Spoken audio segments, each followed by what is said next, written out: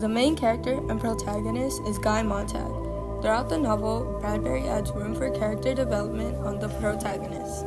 The theme of this novel is that books are unvalued in society. Montag is 30 years old and has been a fireman for 10 years.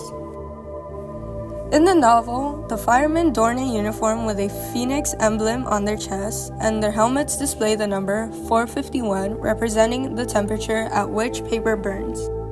These firemen would do their job differently from what our society does. They would burn down books, destroying the knowledge that they withhold.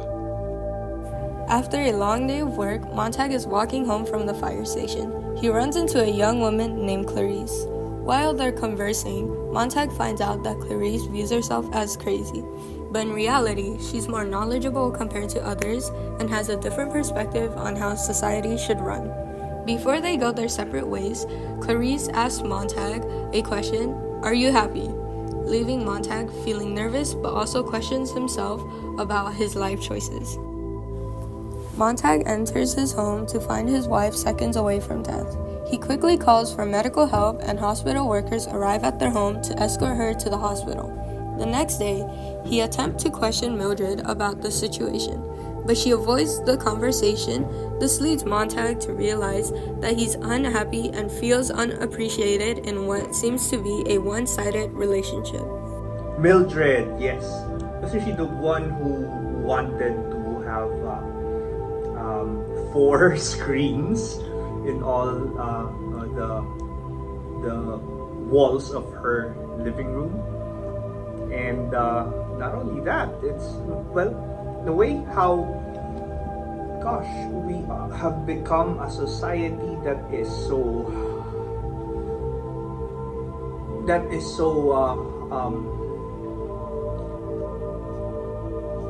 how do you say this, drawn into what is projected onto the screens. In a way, it reminds me of the allegory of the cave. If you're familiar with the allegory of the cave, this is from Plato, of how reality is not really how we see things, because they are just shadows or reflections of things that are not really how reality is. Montag feels a craving for knowledge but struggles to understand what he reads. Montag recalls meeting an old English professor named Faber at the park. Montag visits Faber, who explains that books hold information that contain what's missing in society. Montag comes up with a plan to frame the firemen by planting books in their homes to try and put an end to their jobs. Montag pressures Faber into action by tearing pages from the Bible, eventually convincing him to help. Faber provides a two-way radio seashell to aid Montag during a confrontation with Beatty. As war was about to start, Montag listened to Faber and went with the plan. Back home, Montag confronts Mildred's friends with a poem called Dover's Beach by Matthew Arnold, causing a stir. During the confrontation, Mildred would burn the books that Montag had kept from a fire raid, leading Montag to hide them outside. He questions the pursuit of pleasure over substance, while Faber urges him to confront reality. Montag returns to the fire station, where Beatty dismisses his recent actions. Beatty argues with literary quotes to Montag, trying to justify burning books. An alarm would interrupt the argument, directing them to Montag's own home. After Montag burns down Beatty, he would end up getting chased by these mechanical hounds, which inject Montag with an anesthetic, leaving him injured. And Montag would try to help look for a way to go to Faber to try and escape. He would end up coming up with a plan to hide books inside his co-worker's house to get the mechanical hounds off his lead. Faber tells Montag to follow the old railroad tracks out of town to search for camps of hobo intellectuals. He also tells Montag to meet him at St. Louis after the whole event's over, where Faber plans to meet with his friend with the printing press to reword the books that they're preserving. So on the way to the train track, Montag would end up looking at people's TVs, and he would end up finding out the mechanical hounds are still on him. So he would end up coming up with devising a plan to go in the river to try and get his scent off. By the end of the river, he would end up meeting these hobo intellectuals led by this man named Granger.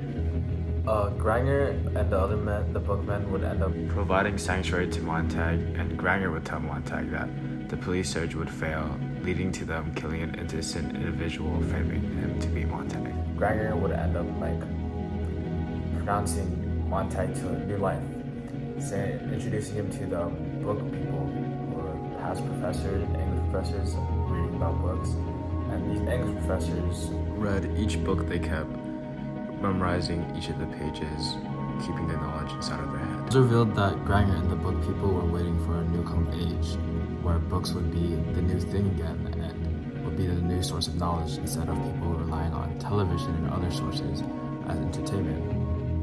Later on, a jet would end up flying above the city and bombing the city, and Montag would go Starts to think about his memories with Mildred, thinking about her death, but he would end up realizing that she was probably alive after leaving their house. The book people and Montag would end up watching the bombs, and Granger would end up making this comparison to mankind, saying how the phoenix will rise again and again from its own ashes. He comments how that they will first need to build a mirror factory to take a long look at themselves, saying how men came to this age depending on television and other sources of entertainment. Do you believe the outcome at the end of the book would reflect a similar outcome in our real world, where everyone might resort to books as a source of entertainment? Well, I mean, even if you just have for instance, when we had the typhoon and people did not have electricity and they could not get on their computers, right? There's no internet connectivity. I would think people would resort to either talking to each other and telling stories or reading, because it's something that you can do without, being connected to the internet. I hope it's that it's not going to take a nuclear catastrophe to get people to read books again. But I think when we don't have internet, people read. Leading to the end of the story with Montag and the book people heading down to the city, looking for survivors and ready to build a new age of society, rebuilding them from the ashes down.